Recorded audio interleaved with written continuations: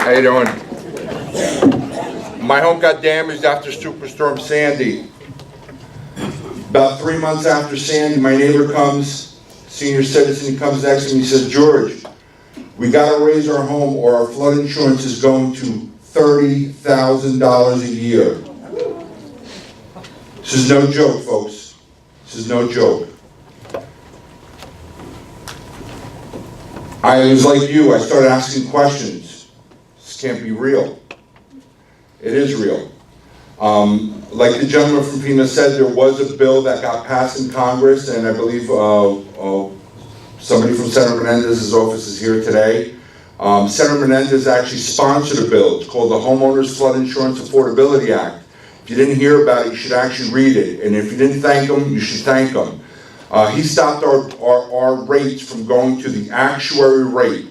Your question in this room is, and I think that one gentleman here hit on it, will it go up 15% a year annually? Your rates are going to increase until you reach the actuary rates. You need to find out what your actuary rate is. For example, FEMA requires you to be at this rate. If your home is up here, you're okay. If it's above the BFE.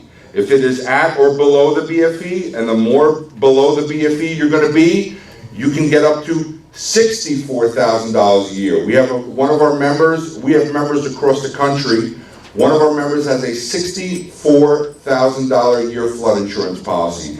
This is not a joke.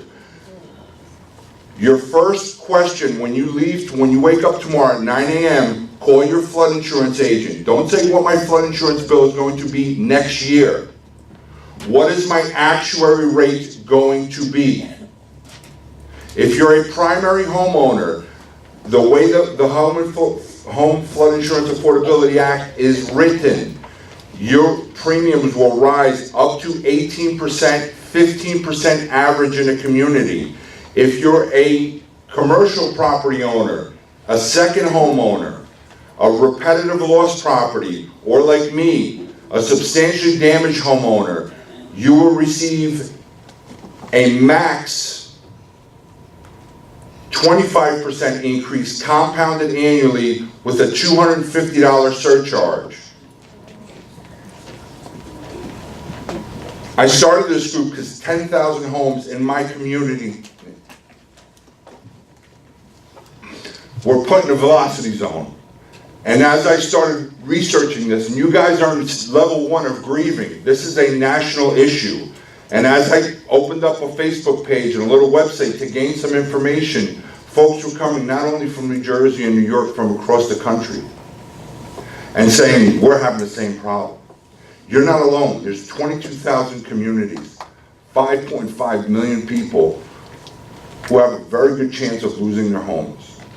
I'm one of them. I've spoken to groups from Atlantic City to Massapequa, New York, and as far west as Lycoming County. We're going to hit the rest of the country. And collectively, on the back of the sheet that Diane gave you, it is very, very important not only to send that to Senator Menendez, to send it to every senator and congressman, not only in New Jersey, but across the country. I'm telling you, this is going to take work. It is a lot of work. There's folks in Congress that are saying, we are welfare recipients, we are subsidized. I'm here to tell you that is incorrect. FEMA is $24 billion in the hole. That's why we're going to start seeing these exorbitant rise in flood insurance premiums. $24 billion. Do you know why they're $24 billion in the hole? Only 44% of our premiums actually goes to paying our claims. 56% goes to administer our flood insurance program. We are subsidizing FEMA. Okay? The more you give the FEMA monster, the more they're going to want. This is not going to end.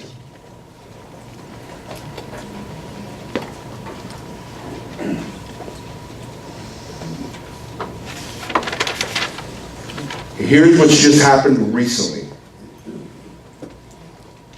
Let me take a step back. In 2017, the National Flood Insurance Program needs to get reauthorized every 5 years. 2017 will be when it needs to get reauthorized. That is the next big fight.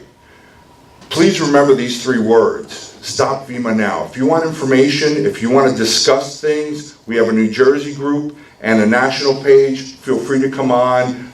Diane, a bunch of folks from Pennsville are on. You have questions? Ask those questions there. We'll answer them for you. We have a bunch of folks. But I do strongly suggest talking to the gentleman from SmartVent and your floodplain manager, okay, and your insurance agent. There are a lot of mistakes, okay? And if there's a mistake, it'll be a $3,000 to $1,100 difference. That is a big difference. But what you need to understand, your biggest question is, what is my actuary rate? What is my flood insurance going to end up eventually? Got to know that number, okay? Here's the 2 things that you need to understand that are recent. In the Bigger Waters Act, which got passed in 2012, this is what's giving us the headaches. It's called the Bigger Waters Act of 2012. There is a mandate in the Bigger Waters Act called the TMAC, Technical Mapping Advisory Council. And basically their mandate is to take into consideration sea level rise. Our current maps do not take into consideration a 2, 3, 4, or 6 foot additional elevation that you're required on our flood maps. If that happens, and you're currently at the elevation, and they add 2, 3, or 6 feet on the maps, you're going to be significantly less on the maps. And lastly, on January 30th, President Obama issued an executive order basically to take sea level rise into account with all federal agencies, including FEMA. It's not, this isn't, I apologize, I don't have good news, I can't give you the bomb, but I'm here to tell you that this is real. We've been in Congress. We helped push the Homeowners Flood Insurance Affordability Act. Senator Menendez is key in this. He is one of the senior members in Congress, and he understands the issues, okay? The more we support him, the more he will support us, okay? And we need to make some phone calls. Please join us at StopFEMANow.com, on Facebook Stop FEMA Now, on Twitter Stop FEMA Now, and thank you again, folks. I love seeing people come out. This is great, and do me a favor, call your friends. You see something, forward them the email, forward them a link on something. This is important. We need to get people out there. We need to reach 5.5 million people. Together we can make a change. Thank you, guys.